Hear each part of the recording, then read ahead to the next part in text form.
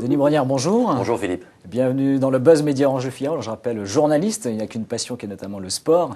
Également, l'un des visages et l'un des animateurs phares de TF1. Demain, c'est une très grande journée, vendredi. Pour vous, une double journée. D'une part, le retour de Koh Lanta avec un enjeu dont on va parler en termes d'audience qui est assez important puisque c'est l'une des locomotives de TF1. Mais également, on vous retrouvera pour la Coupe du Monde de rugby. Vous connaissez dans d'autres sports comme la Formule 1, mais également cette fois pour le rugby. Je commence tout de suite par peut-être Koh Lanta. C'est la 11e saison. Est-ce que le concept ne s'use pas et comment on arrive à renouveler le genre sur ce type d'émission d'aventure? Vous savez, on a un élément de mesure qui est très fort, c'est l'audience. Et quand on voit l'audience de la dernière saison, on se rend compte que c'est encore un des programmes très très forts de la chaîne. Et on essaie de se renouveler. Chaque année, on essaye de garder les fondamentaux et d'y ajouter quelques surprises, quelques nouveautés. C'est le cas encore cette année, avec 2 nouvelles règles qui vont être particulièrement efficaces. D'abord, les colliers d'immunité individuelle. Pour ceux qui connaissent bien Koh Lanta, ce sont des colliers qu'on a cachés sur chacun des 2 camps. Il y en a un sur le camp jaune, un sur le camp rouge. Et l'aventurier qui le trouvera pourra, j'ai envie de vous dire, avoir une vie supplémentaire, c'est-à-dire éviter une élimination au conseil. Et puis il y a l'autre nouveauté, c'est le vote noir, qui est un vote en fait. Vote noir. Ouais, tout un programme. Ça permet aux candidats éliminés au conseil de voter une dernière fois contre l'un de ses anciens équipiers, et c'est un vote qui sera comptabilisé sur le conseil suivant. C'est-à-dire c'est donner finalement, avant de partir, avant d'être définitivement éliminé, donner un désavantage, un handicap à l'un de ceux qui a sans doute causé la perte de l'éliminé.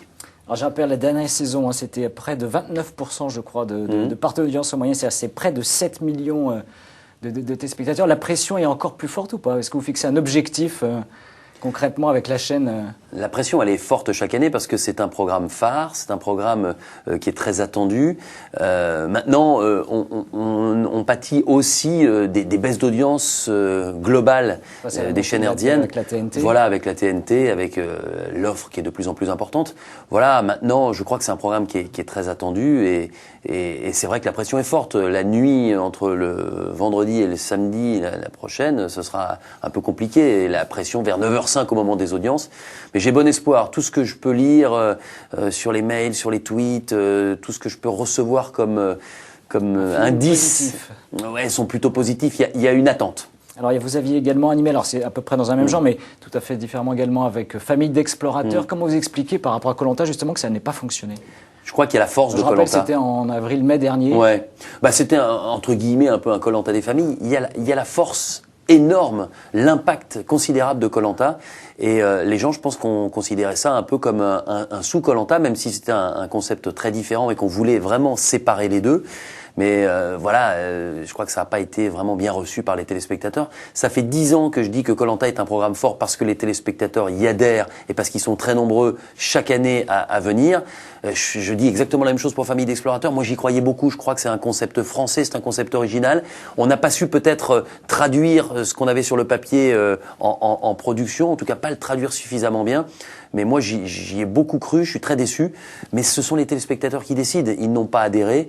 Famille d'explorateurs a vécu. C'est la dure loi de la télé. Ouais, c'est la dure loi du business. Je crois que quand vous faites une boisson, si votre boisson elle n'est pas achetée dans les supermarchés, vous l'arrêtez très rapidement.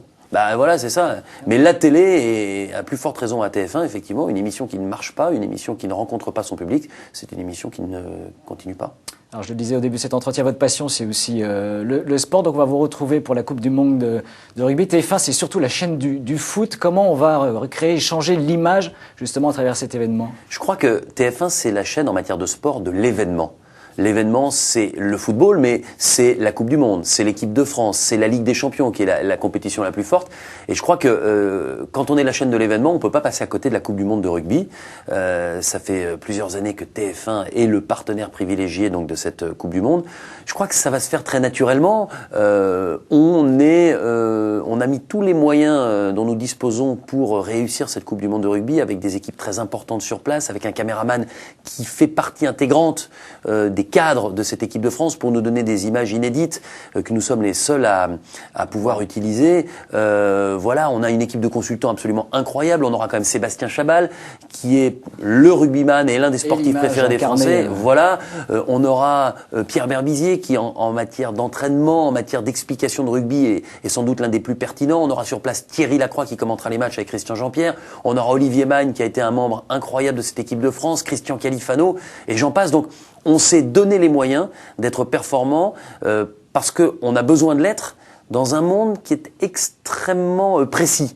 Les gens, les amoureux du rugby, ils ne tolèrent pas l'à peu près. Donc on s'est bien préparé. Et puis je vous dis, on a mis un vrai dispositif. Il y a les matchs. Il y a les matchs de l'équipe de France, il y a les phases finales avec 2 des 4 quarts de finale, les 2 demi-finales, la finale bien évidemment. Et puis il y a tous les magazines qui iront autour avec l'analyse de ces consultants. Et je veux vraiment insister sur Sébastien Chabal parce que je l'ai rencontré pour préparer cette Coupe du Monde.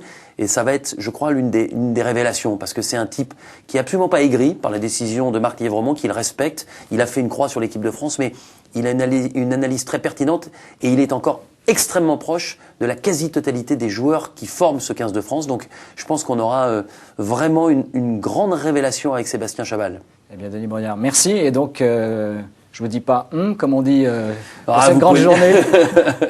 On va croiser les doigts et on va un peu stresser, mais ça fait partie du job. Donc on vous retrouve demain pour un double événement. Merci encore à vous. Merci, et nous nous retrouvons dès demain avec un nouvel invité du Buzz Media. Merci encore et très bonne journée. Thank you.